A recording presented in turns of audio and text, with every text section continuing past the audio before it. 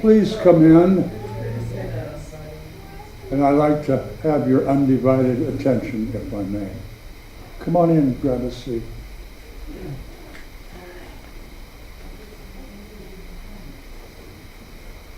There's no order of service today. There's no piano player today. Today is very different. We're here. It dawned on me yesterday morning about 10 o'clock. Today, it's going to be just us. It's just us. You and me. Or perhaps you may want to think of us as me, myself, and I. This last week has been extraordinarily difficult. Something happened this week to a very good friend of mine, and I wanted to be there for him and for them, and I was too ill to do that. Friday night, let me start with the good news. Last night was the first night in 19 nights I did not have a fever of over 101. It was about 99 last night. I just ran around all blowing one of those New Year's toys and having a big time. I felt so good. But Friday night was really, I thought the head was going to explode. I had steaks out of the freezer in a plastic bag over my head to make it cool. Works pretty good. Saturday morning I woke up and thought, oh, I got to think about the order of service. Natalie's gone, so I'll call Kelly to do the meditation. Wayne's doing the mini message. I'll call Wayne to see if he is passionate about any music. That'll help me figure out some songs because I really don't have a lot of bandwidth. And I called Wayne, and Wayne says, I said, how are you, young man? He said, I'm horrible. I haven't slept in 30 hours, and that busted rib thing is back, and I'm on my way to the hospital. And he said, I can't talk tomorrow. I can't play the piano tomorrow. I can't even sit in a chair. I said, let me know how the doctor goes. And I hung up the phone.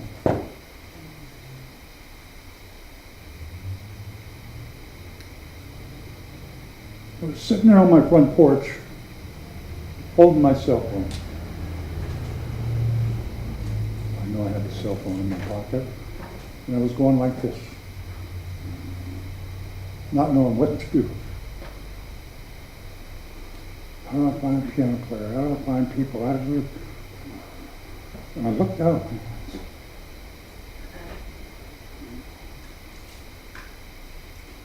I remembered something my dad told me when I was 8 or 9. I was fearful about something and being a bit of a wuss, I guess. And my dad says, anytime you're afraid, just look down and look at your hands. Take a good look at your hands. Your hands are pretty much who you are. And your hands are way stronger than you ever imagined them to be. And who you are is way stronger. Never thought that much about that incident until about the 4th day of the Tet. I was in Saigon at a place called the Merlin Hotel, downtown Saigon. There were no enemy lines. It was just everybody for themselves. And I was in my hotel room with an M16 on my lap. If anybody came through the door, they were dying. And it was like I didn't know what to do. And I remember, for some reason, what my dad said. And I was able to reconnect with who I am and what I am, just looking at my hands.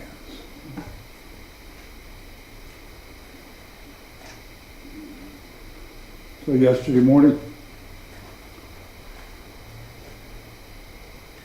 hands were wrapping around the phone, and I was needing something. And I decided, wait a minute. Why get yourself all bent out of shape and stuff? Aren't we family here? That's what we talk about all the time. Who are we? We are just us. And I'll tell you now about what happened this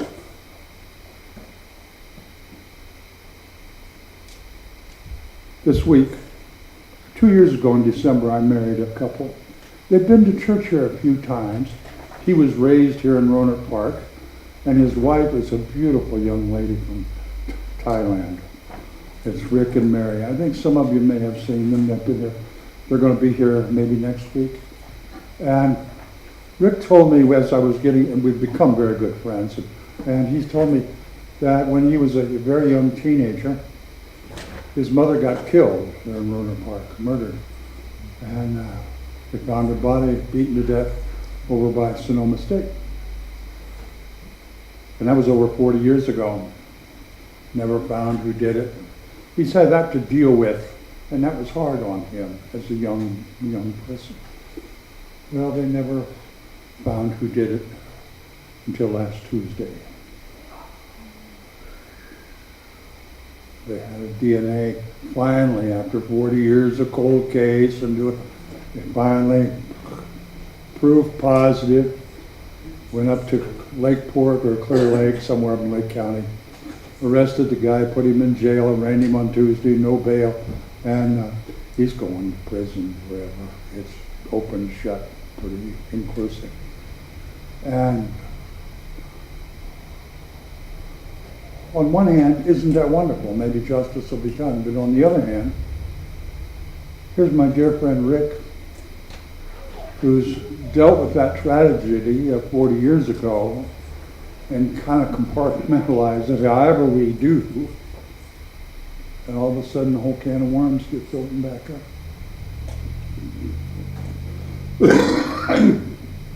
I talked with him for a while on Thursday and for a few minutes on Friday, but my fever was too high to make any sense. But I thought, sure again, a couple of you know Rumi pretty well, but I think Rumi kind of summed it up, that the reed, once it's cut, for the rest of its life, it yearns to be not returned to its root.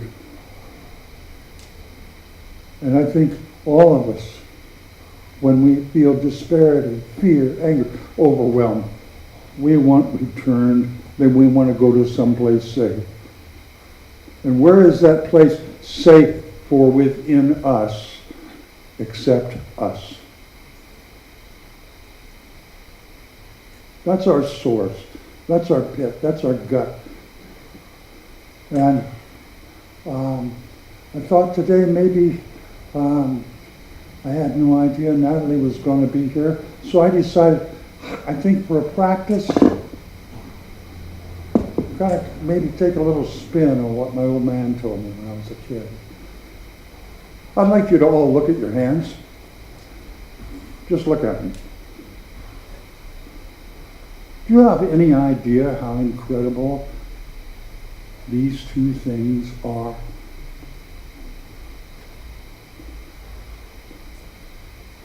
How many meals have these hands prepared? How many amazing creations have these hands built? Or pictures have they created?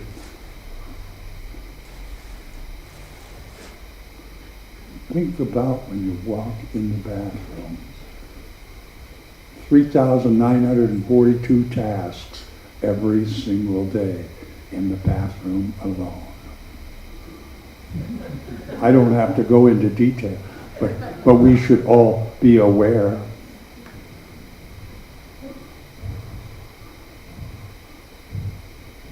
We've raised kids, we've had family.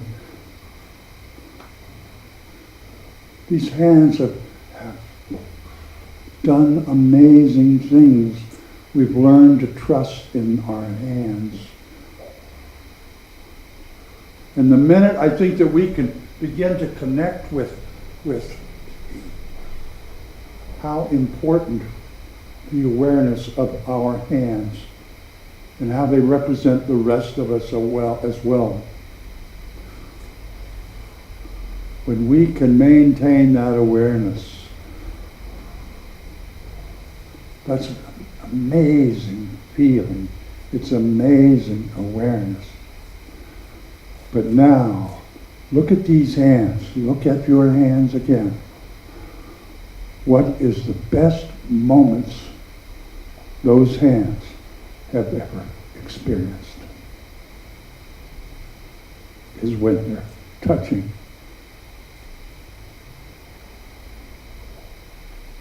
other hands.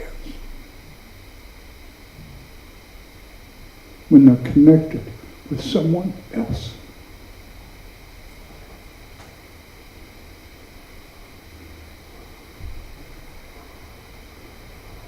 We are a family here, and I think sometimes we get so caught up in the order of service and how many quotes, who's going to do the mini message, and who's going to do the practice, and what songs are we going to sing. Sometimes I may think maybe it's step off the merry-go-round for a moment and just think about every tough time we have in life. My buddy Rick Kinsey is going through some tough time. We're going to be spending some time together. But what he's going through is very unique, but it's really no different than what each one of us experiences on a daily basis. When these horrible things happen, terrible things happen, the first thing we do is we want to cling to something. And until we find something to cling to, what are we? We are, the word just left my head.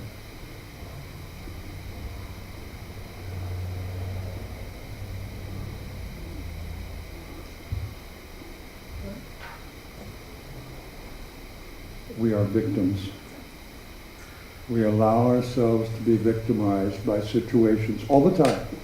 Maybe just for a minute, until we can connect with something where we find the strength to deal with whatever's going on.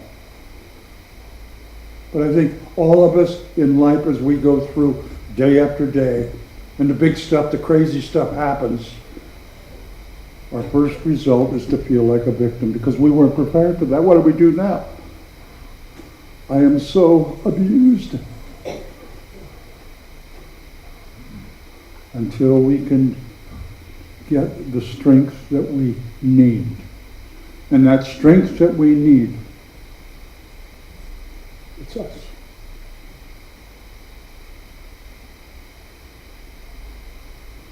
So maybe for a couple minutes, could you all look at your hands and just think, your hands, your body, the seen and the unseen of you. What have we been through, and what is there yet to experience?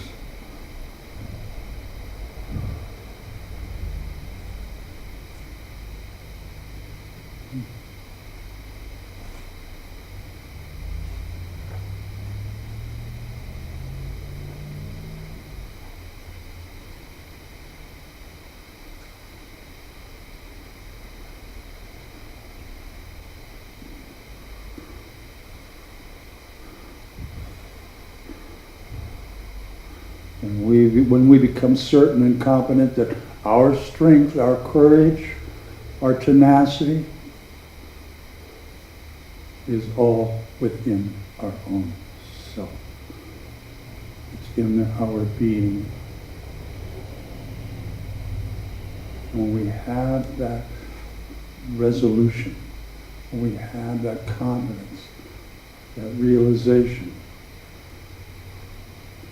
to think how that is expanded when we reach out and touch someone else's hands. Join with someone else, another human being. Every Sunday we greet each other, we hug each other, we touch each other, our energies combined. That's our true strength. We're sharing our courage. We've all got fear and indecision. But when we share our energy, that's the real deal. That's not fear. That's not anxiety. Our energy is who we are.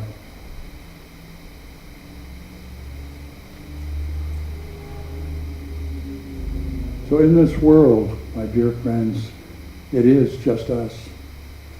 It's just you and me, and maybe 8 billion others.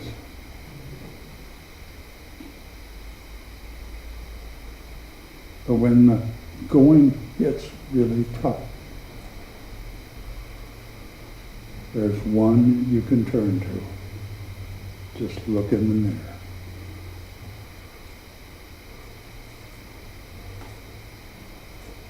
That's all you need in this life, is to know that you possess the divine.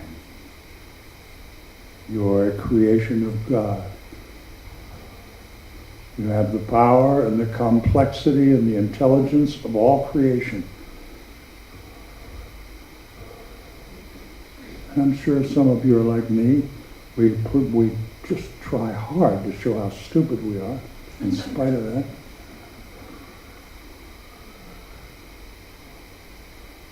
It's just us, folks, this little family. And we are here for each other. We look around the room and we see folks and we think back. Yeah, we've been through some great times. We've been through some really difficult times. And in each case, when it might be a little hard to get in touch with me, myself, and I, somebody's always there with a hand out or a hug, willing to sit down and talk and listen.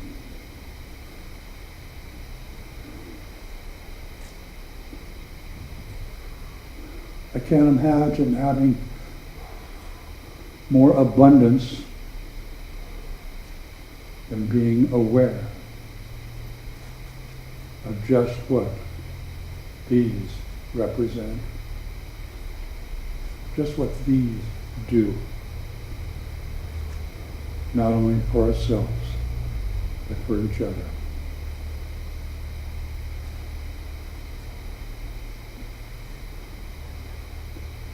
So today,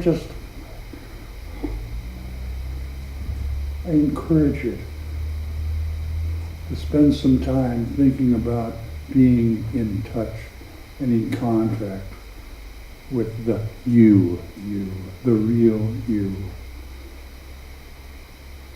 And if you see somebody kind of down in the dumps, share that real you, that energy plus, that divine energy.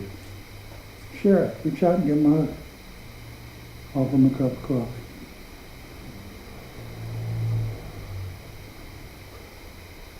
Because in that world, we're a big world with 8 billion people and all the stuff and airplanes and satellites and wars, and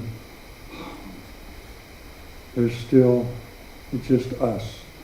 Every little community on the face of this earth is trying so hard to live together in peace, in harmony, and joy, and free from fear, anguish.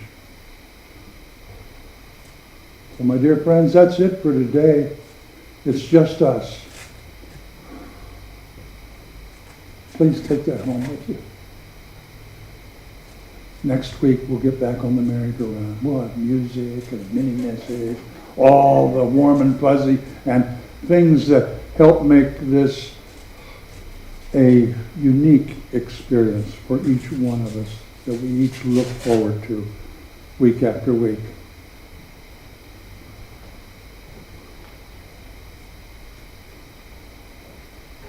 Claire, join hands. Circle.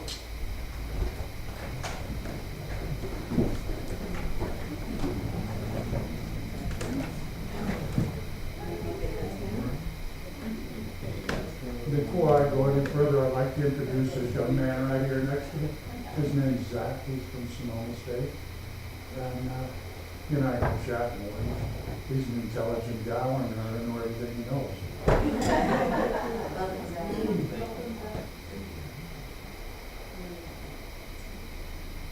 You have one with your friend.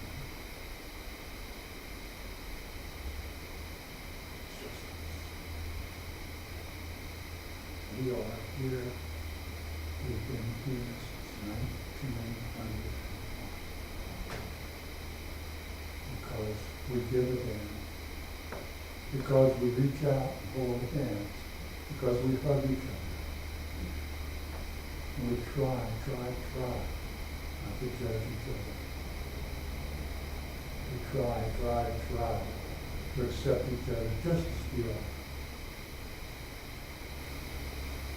And in that working, all of us grow.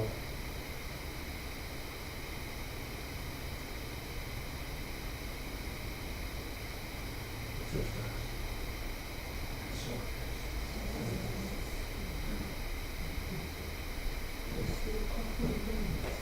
there's coffee next door. I had it. It's so easy every single morning. Yeah. So this morning I'm like, big dog over that.